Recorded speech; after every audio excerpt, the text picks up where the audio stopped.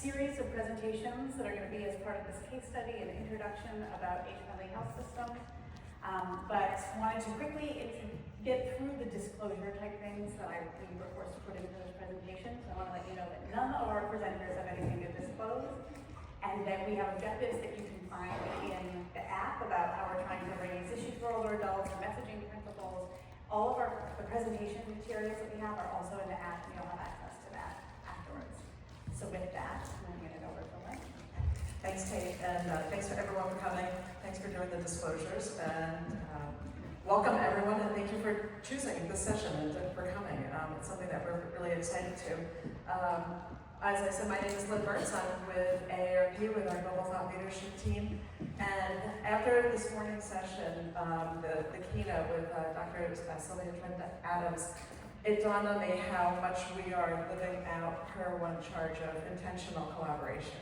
And so it's really important for AARP, as the largest organization serving older adults, that we would want to work with IHI and the age-friendly health systems movement. So it sounds like an obvious, but it's been kind of a new relationship, and it was with that level of intentionality that I have reached out to, actually to Leslie over the corner, who at that time was with IHI, because I have a really strong interest in trying to address some of the ageism issues in healthcare, and how do we go about doing it, and thinking that the age-friendly health systems movement was the perfect way of doing that. And so you'll learn a little bit more about what we did and how we did it, but I just wanted to kind of anchor out what's my why, and why is AARP in the room here, because we care passionately about this work. When I learned about my health checklist, and that would be the mechanism for us to be able to work really well together, and I looked at it and I was like, gosh, this really makes a whole lot of sense to me. I could personally relate to what was going on, and to see both what matters to me when I show up at for a medical appointment, or for family members, and have used it a whole lot. So we look forward to sharing those examples with you.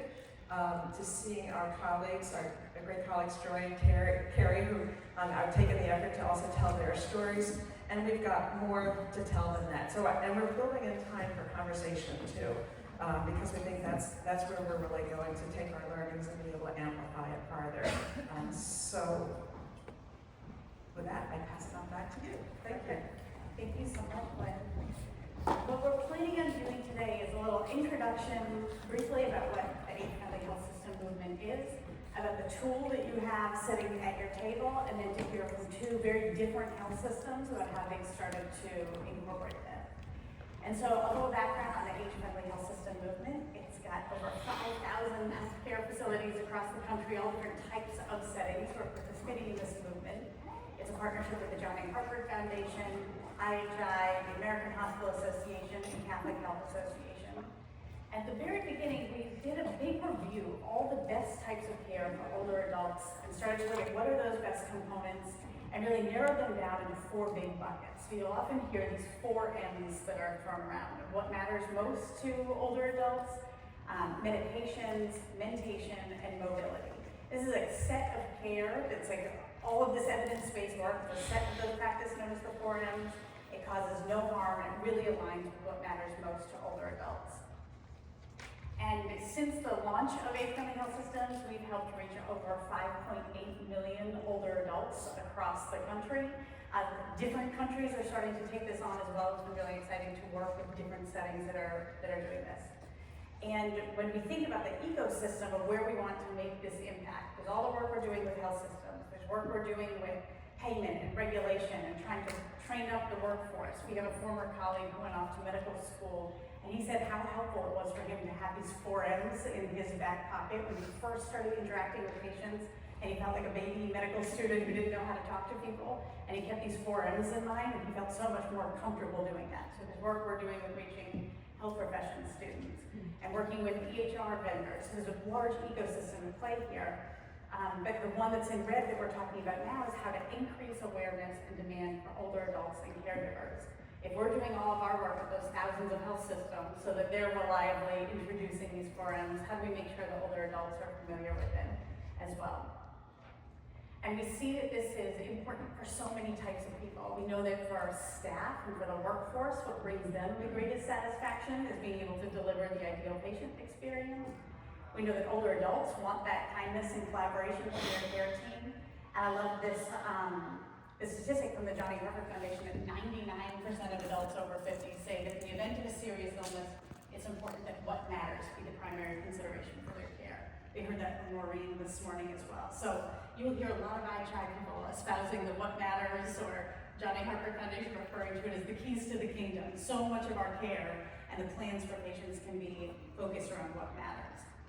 And that there's kind of been a swing of the pendulum, if you will, around shared decision making that in the US at least, it was decades ago where it used to be the clinicians will make all the decisions, let's not tell her she's got breast cancer, we'll make the call. And the pendulum kind of swung a little bit far in the other direction of why don't you help us, what do you want? You decide. We're really trying to get to the center to say, we need to find out what matters most to this person, make sure they understand their diagnosis, their prognosis.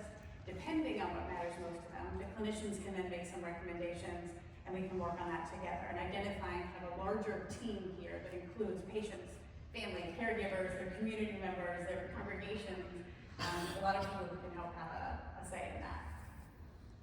And then we decided to create my health checklist. This was the tool. I should have brought one up to hold up.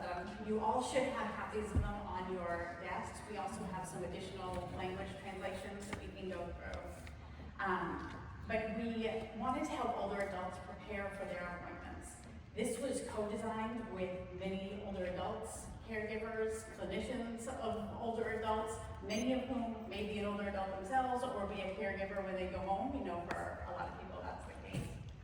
We did 10 plus drafts, then we ended up in focus groups with older adults in low and middle income communities around the country, as well as low and middle income family caregivers of older adults around the country. We have these available in English, Spanish, Portuguese, and Chinese, and we're about to add Arabic, Vietnamese, Russian, French, and Tagalog. Thank you. So we're trying to get this out into a lot of different languages. This is a free tool that anybody can use, and so we'll go through a couple of tips to share with you about it. It's not meant to be done during an appointment. It's not meant to take the place of an intake form. It's really meant to be a tool for self-reflection so nobody leaves an appointment thinking, oh shoot, I forgot to mention this thing that came up, or to feel kind of bulldozed by a conversation that's not about what matters most to them. And so across each of these spreads that you'll see, we always start with what matters. Across all of the M's, you'll see that there's a lot of open-ended questions and spaces for people to include their own notes. We talk about what's your situation now? How are things going? What's going well? What could be a little bit better? And what do you want to be sure your provider knows? And then we include some prompts and examples for people. We really tried to be sure that this tool would fit a range of life experiences, whether somebody is retired or not, various income levels or housing levels, different physical ability levels, whether somebody needs a caregiver or is a caregiver. Anybody should really try to see themselves reflected in this tool.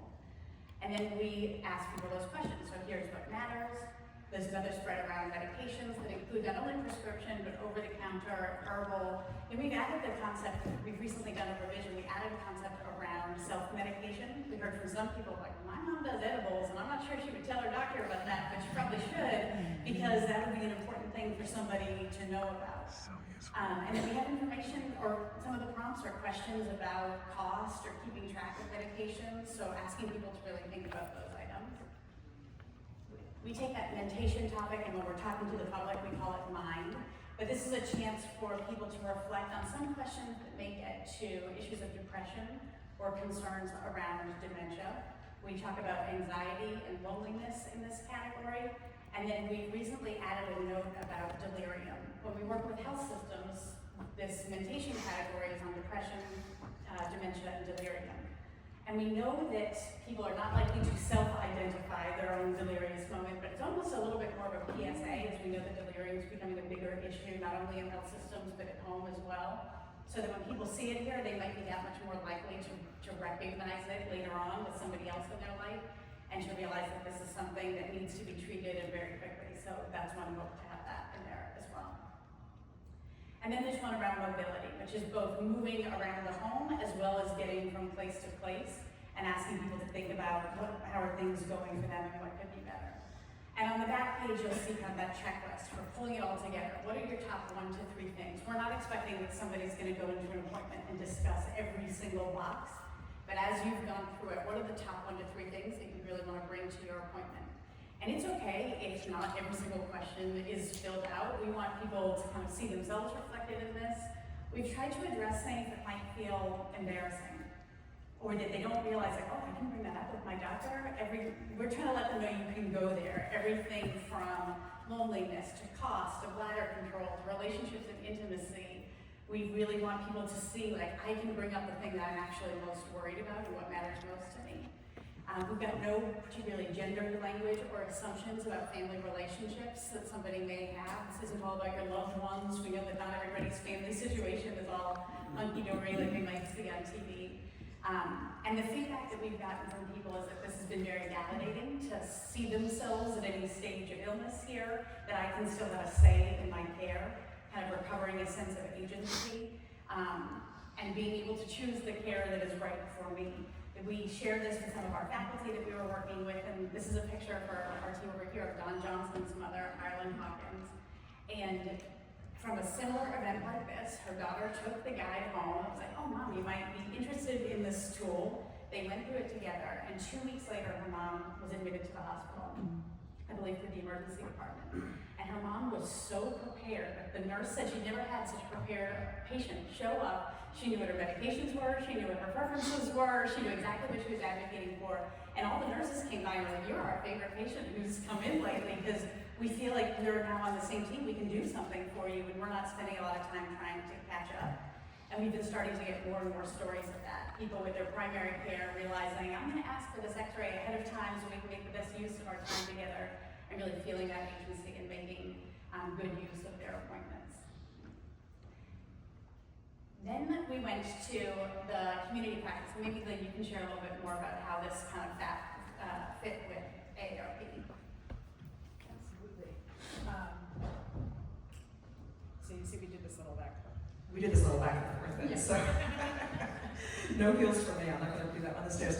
Yeah, so I think I just wanted to, some of you, I'm sure as everyone knows who or what AARP is, but I'm not sure that you might not know our origin story or why this is important to us. So this is Ellen Percy-Andrus, who actually is from this area, from California here, born in the 1800s, which I say because when I was looking that up, I was like, oh my gosh, like, it's ages ago. So AARP's been around for over 60 years. She died in the mid-60s, but her whole purpose and her whole focus was to make sure that we take care of all. What we do for one, we do for all. And her initial focus as a retired school teacher, principal, was to help her fellow teachers who she saw were really struggling after retirement, and to pull them together. And then it became social, and it became, everything else that we are now doing now.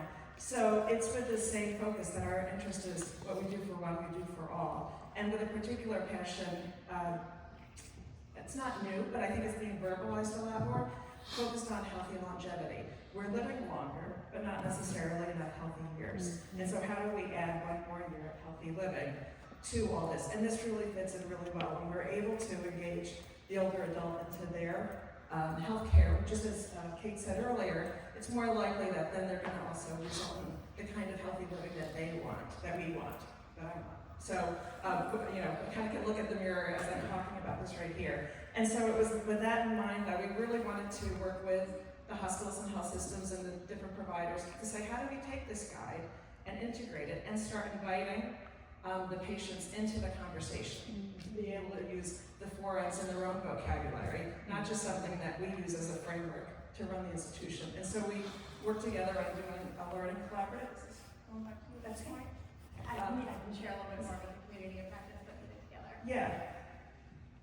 Oh, okay, and so we've done now a couple of communities of practice. For the one that we're going to be talking about today, I've now built out a landing page. You can access it on this QR code here that tells the story of the dozen hospitals and health systems who came together, the learnings that they had, a couple of the stories.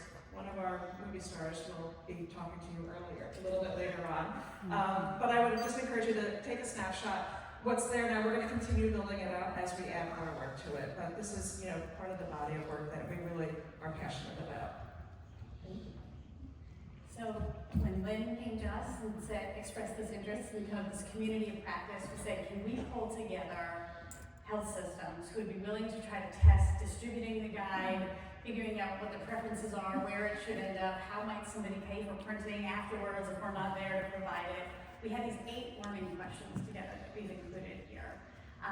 And people, we were trying to recruit teams that were already working in the age-friendly space, but people who were willing to get into the nitty-gritties with us. They didn't have to already have a sense of how this would be implemented or spread. It was something that this sounds like a neat idea. Very similar to this morning, hearing from Sylvia, like, I got a person, I got a team, I'm willing to try things out. That was the group, that's kind of the sentiment of what this community of practice was. And so we recruited facilities to join in this informal network. Again, being kind of willingness to try, and we had everything from large health systems, a VA site, a critical access rural hospital. You'll get to hear from 2 of those today, who said, yep, give me some of the languages, give me some of the English ones, we'll figure out how we're going to distribute this across our facility. And we learned all types of settings that were of interest to people. Everything from having this in waiting rooms, or information packets, or part of the Medicare wellness visit, or I'm going to call you ahead of time, and we can share this, and can you take a look at it. Thinking about community leaders who are trusted leaders within the community. We heard from older adults about where they wanted to receive this as well. We got some interesting ideas from them. And then a lot of examples around implementation of testing it out personally. Again, you heard from Don's mom coming from a conference, taking the guide home and saying, who in my life could use this? Sharing it around at rounds or lunch and learns, orientation. There's a couple of days that can be really helpful, either in your community, you might know of a particular day that is well reflected. Maybe it's National Healthcare Decisions Day every April, or every What Matters Day, which is an international movement. And thinking about all different types of settings. And so we have these slides for you so you can go back and see, but we've also created tools that are now on the website so that we have things like, how would you introduce this checklist to other staff? What are the tips that we've learned from people on how you can introduce it to older adults? What are the FAQs around printing, and can I get it in another language? It's freely available to you. We have tips on how if you're getting it printed, or if you want to order it, you can do that. Little one-pagers for getting it out, and then we even made a slide presentation so that if you want to be presenting it out to other people, you can just get started from that, from what we learned from the community of practice. And then we have some additional resources, including one for clinicians, on how to talk about what matters. This could be an entire other session, but there's a lot of clinicians who say, I get it, I know I need to focus on that. I still don't know what words to use in front of a person. I need the icebreaker. I need to find the thing that feels most natural to me. We have an entire toolkit to help people feel more comfortable with that, as well as some additional guides around how to work with people who have serious illness, or who want more advanced care planning conversations, or maybe a caregiver of somebody with dementia. We have additional tools around that as well. But now you've heard from us, and now I'd love to hand it off to Joy so that you can hear a little bit more about the work that's been going on at Hudson Hospital and Clinic that we're so excited about. Thank you, Joy.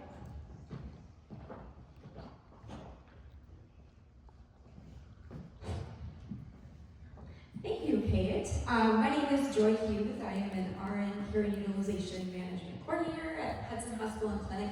I am also a bedside discharge planner. And I currently am leading the age-friendly initiatives that we have going on at our hospital. And I am super excited to share with you our journey with the My Health Checklist, implementing it through partnership and practice. So just a little bit about Hudson Hospital and Clinic before I start. We are located in Hudson, Wisconsin, which is a population of about 16,000 people. We are a 25-bed critical access hospital offering a variety of different services, including primary care, specialty care, and urgent care. Our average inpatient length of stay is right around 2.7 days. We also have a swing bed unit, with that average length of stay being 13 days. And in 2024, we cared for approximately 98 patients on our swing bed unit. Hudson Hospital and Clinic is located on the border of Minnesota and Wisconsin. We are a part of a larger organization, Health Partners Family of Care. Our family of care offers medical care, dental care, education, research, medical insurance, and dental insurance. So we were first introduced to the age-friendly health system framework back in 2023 at one of IHI's forum, and we quickly saw how the work really aligned with our mission statement, which is to improve the health and well-being in partnership with our members, patients, and communities. And so in 2024, we joined an action community where we piloted the forum's framework with our swing bed population of people, and quickly gained the level 2 recognition that just shows our commitment to being an age-friendly health system. We also joined, as they mentioned, the community of practice in 2024 for the My Health Checklist, and this was a great opportunity for us. The collaboration and support that we had from this group really allowed us to reach a large number of older adults and educate them on the checklist, as well as equip them with the actual tool. So when we began our work, we really prioritized 4 key groups. We wanted to reach as many people that were working with older adults and older adults themselves. So we really focused our work on our hospital community, hospitalized patients, care partners, and community members. With our hospital community, we use the tool as our main, or the checklist as our main tool to educate all the staff in our hospital about the 4 M's principles and the work that we were highlighting on our swing bed unit. We really felt that anybody that would interact with older adults on our campus needed to be aware of the 4 M's principles and really have that a part of their standard communication. We challenged each of our departments to kind of think outside of the box and try to get to a buzz phrase that they could use to really hone in on what matters to the older adults that they were in contact with. One of those catchphrases was, how can I make your day better? So whether you were the maintenance person going in to fix the light bulb, when you exited that room, you could say, how can I make your day better? And that was one way that they were able to really touch base with those patients and get to know them a little bit better. And with time, our staff became more comfortable, of course, with the 4 M's principles. And they realized that, yeah, we can embed this into our professional lives, but we can also have value in our personal lives with it. With our hospitalized patients, we started with our swing bed. Those patients, as I mentioned earlier, have a longer length of stay, which we felt gave us more opportunities to engage in some really meaningful conversations with them. So we used the My Health Checklist as a tool for our swing bed patients to prepare themselves for care conferences that we were having as we were planning a discharge. It gave them a way of putting a voice and shaping the care that they were receiving and going to be receiving. It also was a great tool as we transitioned them out of the hospital to feel that empowerment as they did the follow-up with their primary care doctor to really lead that visit and get out what mattered to them. We also did a little pilot with a primary care provider. We picked one provider in our clinic and partnered with her, so all patients that discharged from our hospital that were going to be seeing her received the checklist. We were able to communicate directly with the provider to say, hey, they're coming in, they've got the checklist, they understand the 4 M's. And then she was able to follow up in that visit to see how they did with the checklist, if they had completed it, what their thoughts were on those 4 M's. And just to say, with the hospitalized patients, we did start with that smaller sample of people being our swing bed population, and this just gave us an opportunity to really get confidence in the processes that we were putting in place with these people.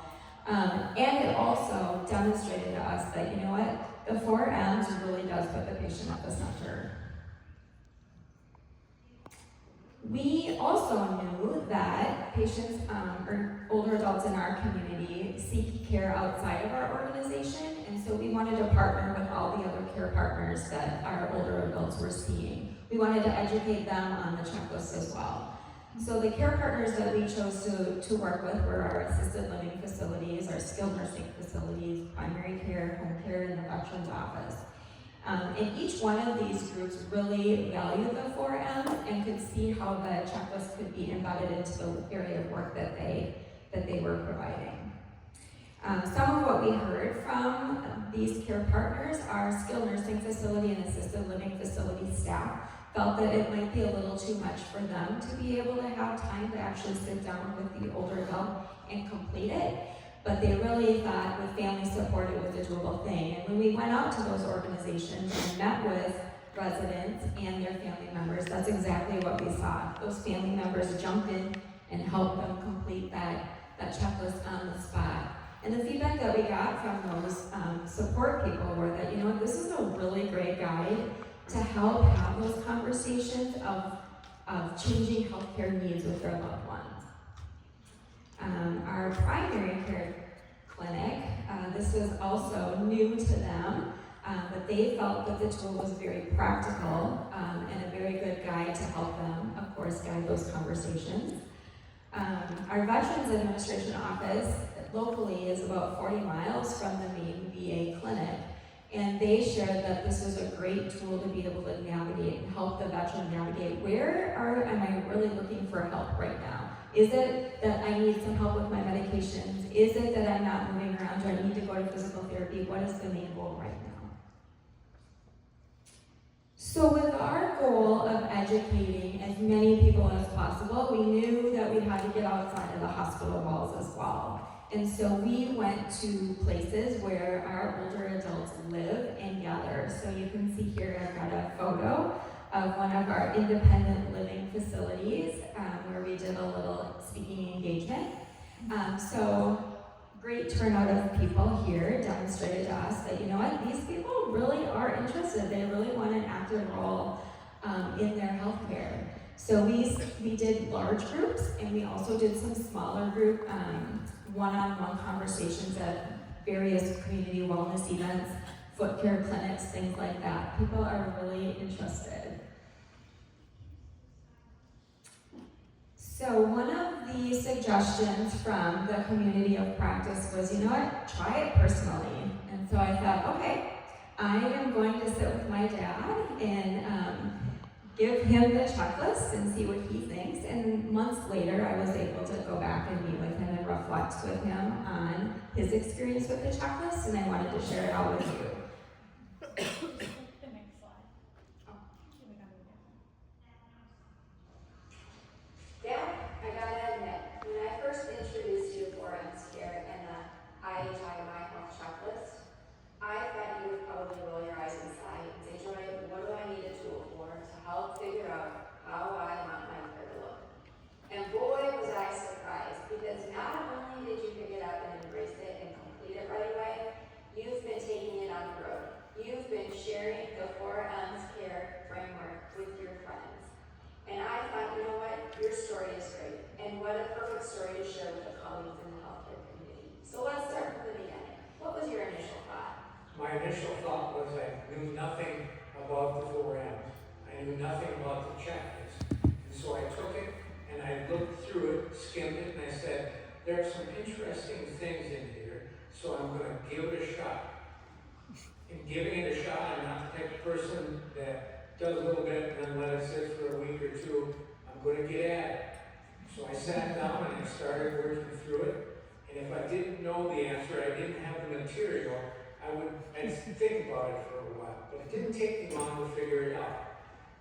I think it's very meaningful. I think it gave me a chance to self-analyze myself, to get kind of a plan for how things are going in my life. And what about the 4M's did you find to be so valuable? Well, In a checklist. I think the 4M's, what matters to you, your state of mind, your medications, and your mobility are all key things in life that, regardless of who you are or what you're trying to do, they are key elements.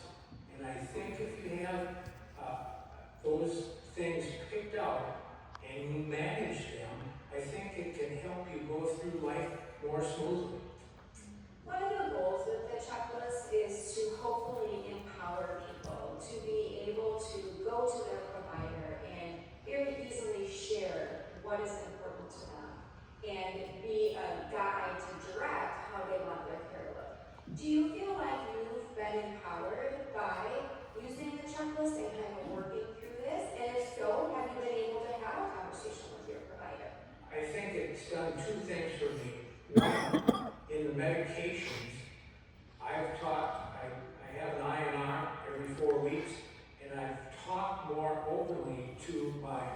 INR person about this is my diet, these are the kinds of things that I like to eat, and how can I get my INR numbers to where they are consistently in one spot. I would have never done that had I not had the medications on my mind because of the 4 M's. The mobility part, I've talked to my doctor or my provider about my mobility and my balance, and it isn't quite as what it used to be, and that I've got to adjust accordingly so that I can still do the things that I want to do, and I don't do things that probably I shouldn't try because of my situation. So I think the 4 M's does 2 things. It gives you a focus, it gives you a plan, but it also gives you some information and some things to think about that you can take when you meet with your doctor or your provider and bring up conversation that pertains to you that he might not know of or he might not think about asking. So I think meeting with a provider is more meaningful if you've got the 4 M's in place. Did you find any part of this to be overwhelming? No, not at all. I thought it was straightforward. I thought it wasn't necessarily easy, but you had to give some spots some thought. And a key thing is you've got to be honest. You've got to be honest with yourself. When you talk about mobility, when you talk about your mind, those kinds of things, put down the way it is. And don't fudge on the answer. And I think that gives you a true picture of where you're at. So you're 11 years past age 65.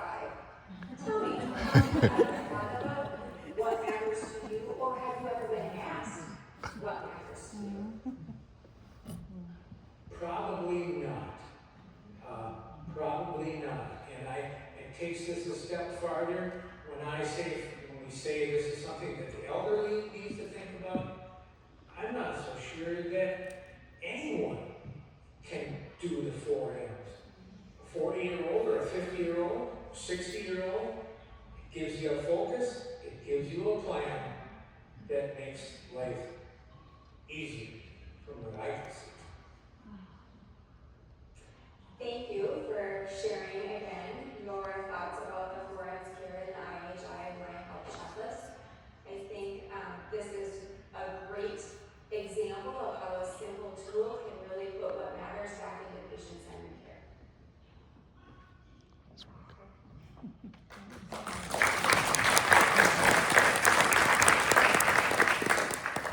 And let me tell you, he is a retired teacher, very set in his ways, and he is the new poster boy for the My Health Checklist. So he very much stands by it and has been his own educator with all of his little friends. So anyway, over the last year, we've done a lot of education, as I shared with you here, with our older adults. And so our next steps really are focusing on implementation and acting on some of the things that we heard from the people that we shared the checklist with. So one of the things that we heard from our primary care pilot was that the checklist didn't actually come with them, with older adults to that primary care appointment when they were following up from the hospital stay. So we're trialing a little discharge folder as we introduce the checklist. We're giving the folder and encouraging them to take the folder with them to that appointment. So we'll see where that goes. One of the other things that we heard from our community members, the older adults in those independent living facilities, was that they recognize that face-to-face time with clinic providers these days is just decreasing. And that was frustrating to them. They also saw that, a tool like this could really help that appointment be a little bit more efficient. And so one of the things that we're working on with our primary care clinic is just partnering and collaborating with them and trying to explore ways that we can maybe integrate that into already existing workflows within their practice. And then finally, our organizational leaders really felt that access to the checklist was something that we needed to work on, and so we are working right now on co-branding the checklist and embedding it into the patient education materials that we have so that the whole Health Partners organization can have access to it, not just Hudson Hospital and Clinic. And this is just my little final, in closing summary, put together this Wordle based on words that I heard as I presented the checklist to our community members. And interesting words in there like detail, visibility, relationships, connections, focus, all of that. And I think the bottom line with any of this that we're doing is really all about patient-centered care, and that's the value that we have. With that, I'm going to turn it over to Carrie.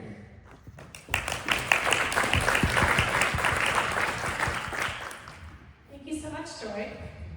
So my name is Carrie Maya, and I am a nurse by background, and I work for Sutter Health. I'm the System Director for age-friendly implementation for the care continuum. So we're a decently large integrated health system. We have 21 hospitals, 16 home health, 8 hospice, and over 250 primary care, specialty care, urgent care, etc. Why did we want to do this? So there's this mantra that we have shared decision making in healthcare. And we know that this improves safety, we know this improves goal concordant care, but in order for it to work well, it has to be that intentional collaboration that we've heard about a couple times today. And we need to bring the clinician experts and recognize the expertise of the individuals about their own life, what matters most to them, to actually do this well. And I'm going to share with you a quote. This actually comes from the new CNS Age-Friendly Hospital Inpatient Quality Reporting Measures, their attestation guide. It says, shared decision-making with patients and caregivers hinges upon high-quality communication and empowering our patients to reflect upon and identify their personal health goals.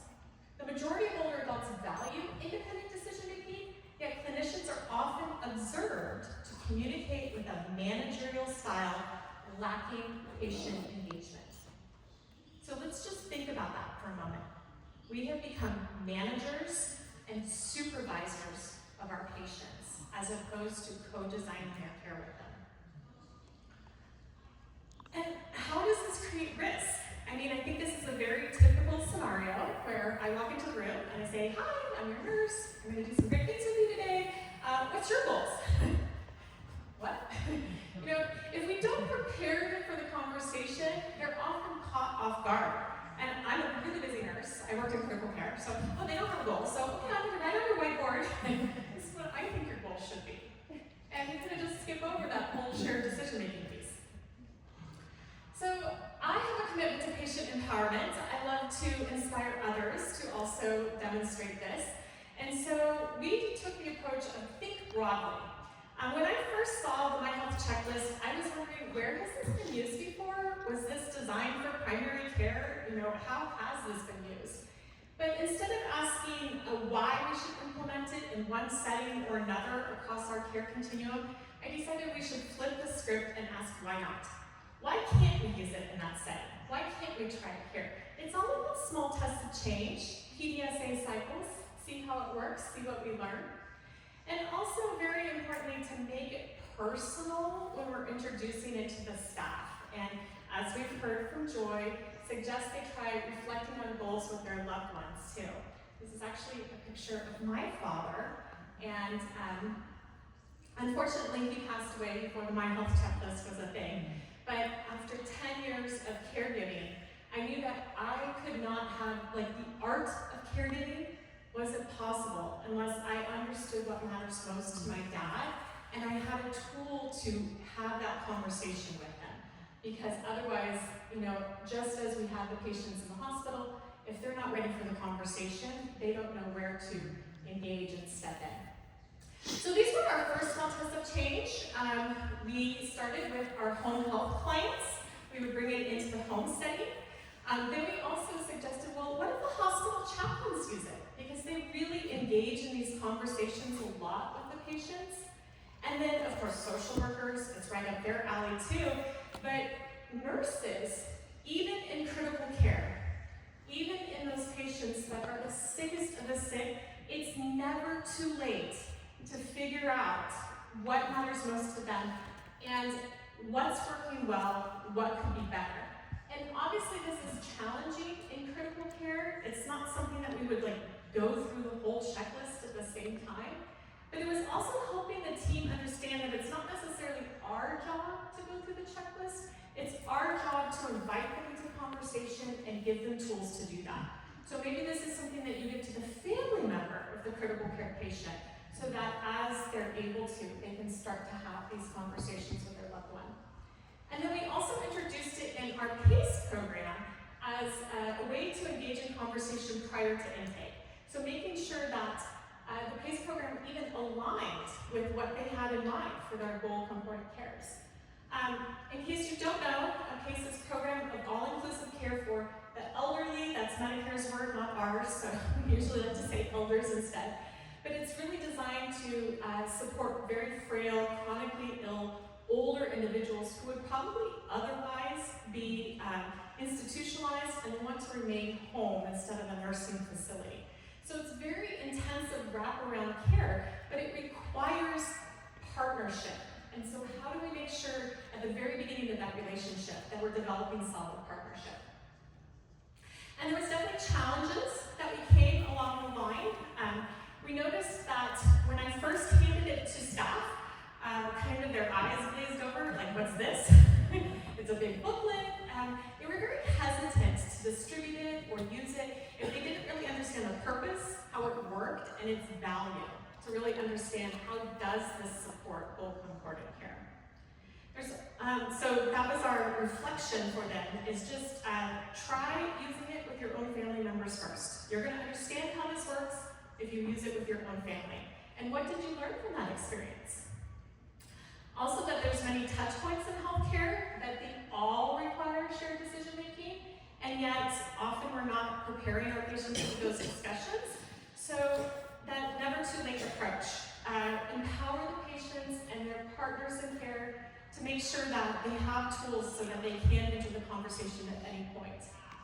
And then additionally, clinicians seem to assume, without using it, that it's too long. I had several physicians the first time we saw it, no, that's too long. There's too many questions, there's too many words, nobody's gonna do that. So just again, encouraging those very small tests of change. We can try it out, reassuring them that this was co-designed with older adults and focus groups. So the older adults thought it wasn't too long. So maybe we can try it too.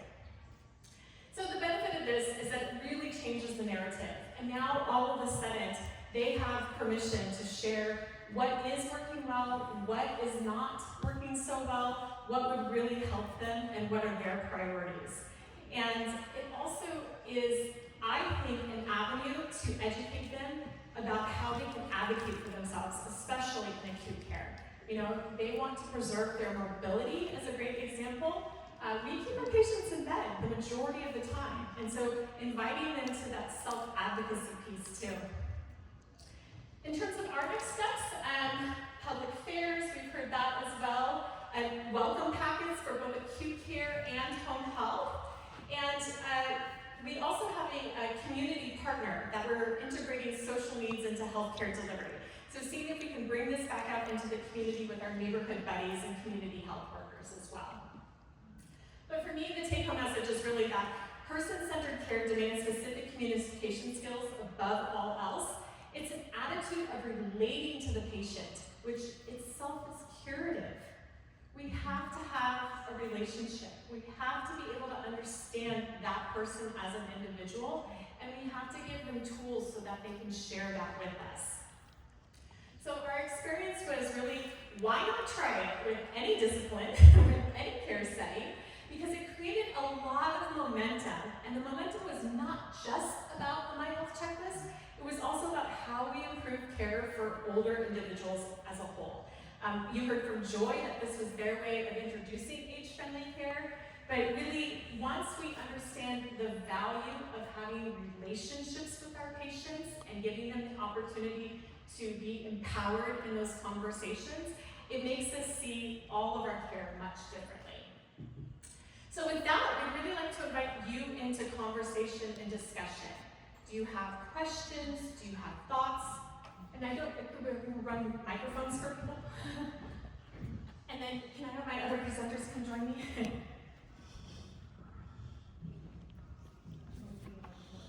Hi, Carrie. I'll wait till y'all are good. Hi. Hey. So I think it's a great idea. I'm going to ask if any of you encountered one of these challenges, and the challenge would be if I got my checklist in my language, and as in many households, and I'm blessed to be in an area where it's very multicultural, so I have the world at my fingertips. And they answer in their language. So it's written in their language. Have you encountered that? And if so, what did you do then to make sure that the provider who may not be able to, be fluent in that, did you take that on, or did anybody encounter that? Well, I think it's a really interesting question, and thank you for raising it. I think it goes back to that framing of how we're using it, and it's not necessarily the clinician who's sitting down with them filling it out. It's also not necessarily something that we're reading. It's a tool to start a conversation, that conversation starter. And so ideally we would have translators, if they need it, in the setting that they're at, or ability for them to communicate. But it should be dialogue. But you also made the point it can be the family. Yes, that the family as well. fills it out. Yeah. And in home health and in hospice. Yes. Sometimes that's the conversation starter there that we then bring in. It's very true. So I would just ask if anybody ever does encounter that, please share how you might do that. Absolutely. I'll share one thing that we've seen with guides around end of life care and training clinicians to feel good about asking what matters, and how important it is to have the interpreters also be familiar with this. So if you have a large population speaking another language, make sure your interpretive services are familiar with the guide. They understand, we're not going to go over every single answer, we're trying to get to those top 1 to 3 things. So I think that can be an important department too. You're right, and that works really well also in facility, but when